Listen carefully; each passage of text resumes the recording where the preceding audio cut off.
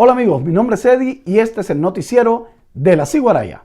Ciguaraya, te va, con permiso, te va. Más de 230 artistas e intelectuales de Cuba y el mundo piden al régimen que libere al músico Denis Solís.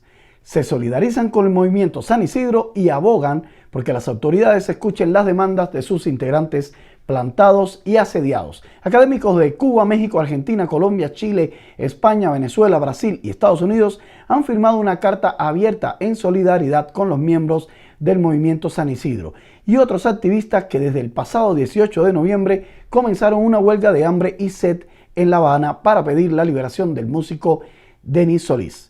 La misiva suscrita por Armando Chaguaceda, Rafael Rojas, Coco Fusco, Carlos Lechuga, Carlos Quintela, Jimmy Ramírez, Tania Bruguera, entre otros nombres, condena que el joven contestatario haya sido sancionado a 8 meses de prisión sin cargos legales en un juicio sumario por el delito de desacato.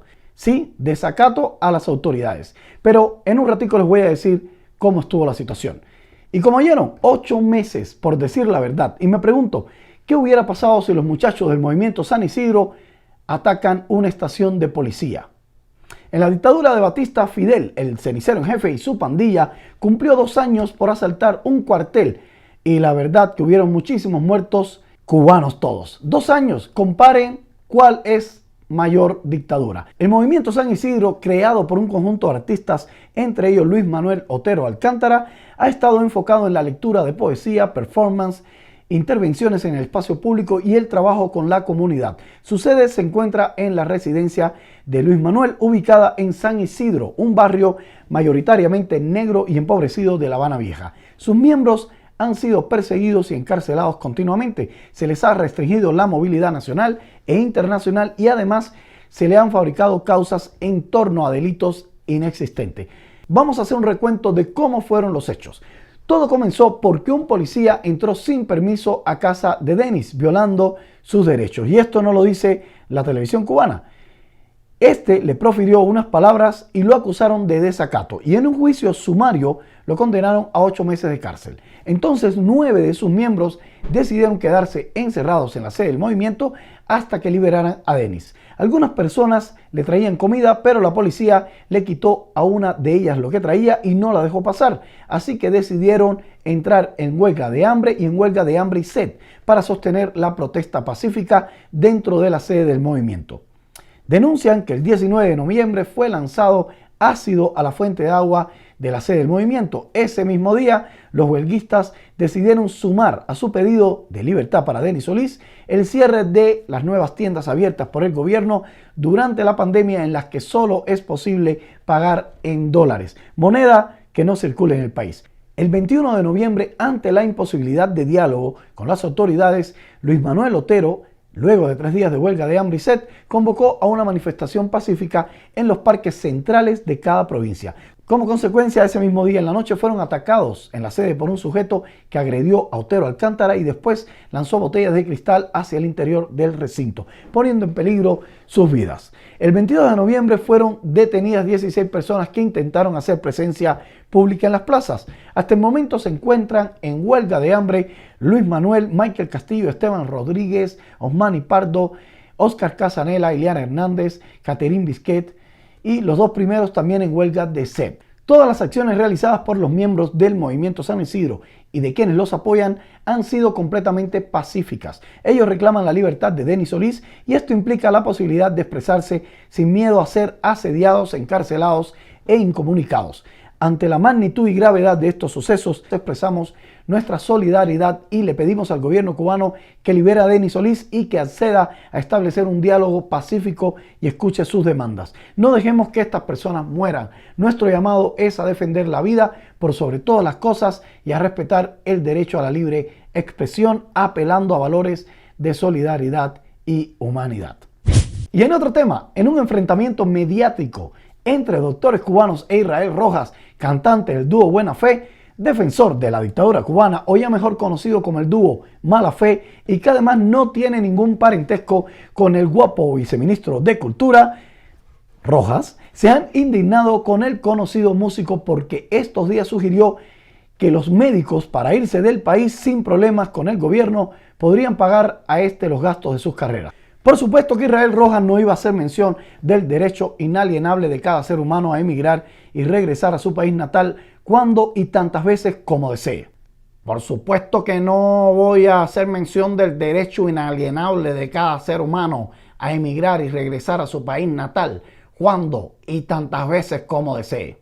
Ni tampoco iba a explicar en su Facebook, una página creada por el imperialismo y que él usa para exponer sus ideas comunistas, vaya contradicción, que los contratos firmados entre una parte todopoderosa y otra parte prisionera no son vinculantes y por tanto pueden romperse en cualquier momento. Tampoco voy a decir que los contratos firmados entre una parte todopoderosa y otra parte prisionera no son vinculantes y por tanto pueden romperse en cualquier momento. Rojas tampoco pregunta dónde está la ley que ampara la arbitrariedad de prohibirle a los médicos regresar a Cuba durante 8 años. No te estoy diciendo que tampoco voy a decir. Sí, ya sabemos. Pero con lo que no contaba es con la respuesta de miles de médicos que han abandonado las misiones por ser esclavistas y que más bien debían arreglar cuentas con el Estado. Vaya, echar números de cuánto se les quedan debiendo a ellos. Obviamente es difícil hacer un cálculo exacto, pero tomamos, y quiero puntualizar que lo tomamos de Diario de Cuba, parte de un artículo que escribió Rafaela Cruz desde La Habana. Y con un cálculo bruto, muy bruto, que admitiría muchos matices, da una buena idea de lo que les deben a los médicos cubanos. Porque lo que hizo Rafaela fue tomar al azar 11 países latinoamericanos y ver cuánto ganan sus médicos para sacar un promedio entre ellos y así obtener un aproximado de cuál sería el salario de un médico cubano si la isla no estuviera bajo el gobierno actual. Veamos las cifras que están en dólares por un año.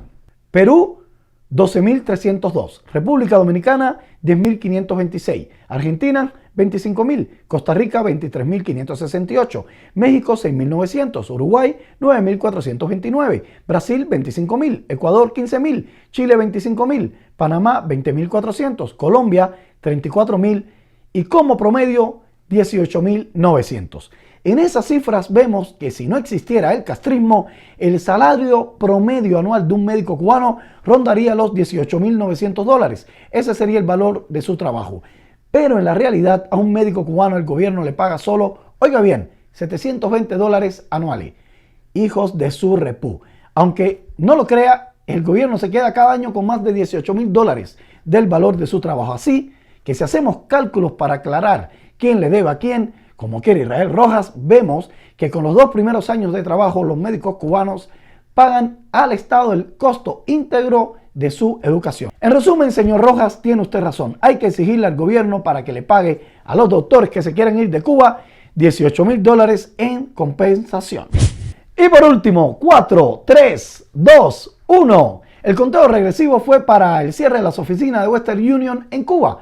Cuando el reloj marcó las 6 de la tarde del lunes pasado, terminó una larga era de envíos de remesas a través de las compañías estadounidenses, un final resultante de las sanciones impuestas por Washington a su contraparte FinCEMEX. Si alguien esperaba una avalancha de clientes con caras largas atestando a las oficinas de la empresa, este lunes la mayoría de sus locales han estado prácticamente vacíos en La Habana. Solo algunos destinatarios de remesas de último minuto han llegado hasta los salones desiertos y han sido atendidos por empleados con gesto de estar diciendo adiós. Las 407 sucursales que la compañía tiene en la isla echaron el cierre después de que la administración de Donald Trump incluyó a FinCEMEX en una lista negra. A pesar de las gestiones del gigante de las remesas, la parte cubana no le autorizó a otro socio al margen de las Fuerzas Armadas. Esto es solo el comienzo para que regresen las mulas, el trapicheo y el dólar sea el bien más preciado en un país donde se paga en pesos cubanos. Después de 61 años en el poder, no han podido hacer valer la moneda cubana y tienen que morir quemados con el enemigo.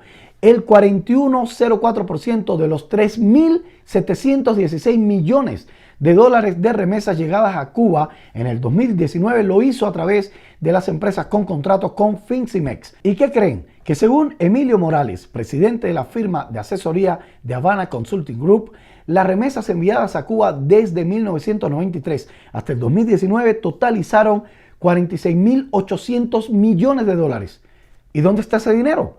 Porque en los hospitales, las calles, las escuelas, los lugares deportivos y toda la infraestructura del país está cada día más deteriorada. Aunque a decir verdad, creemos saber a dónde va ese dinero, porque se construyen cada día más hoteles para los turistas que, en resumidas cuentas y junto con los hijos de los dirigentes, son los que disfrutan la bella isla que nos vio nacer. Adiós Western Union, o más bien hasta pronto, porque sus clientes ya hacen nuevo conteo regresivo para que la empresa regrese. Y hasta aquí este noticiero de la Ciguaraya. Si les gustó, suscríbanse, den like a la campanita y compartan por favor para que le lleguen a más personas. Gracias y nos vemos en un próximo video. Ciguaraya.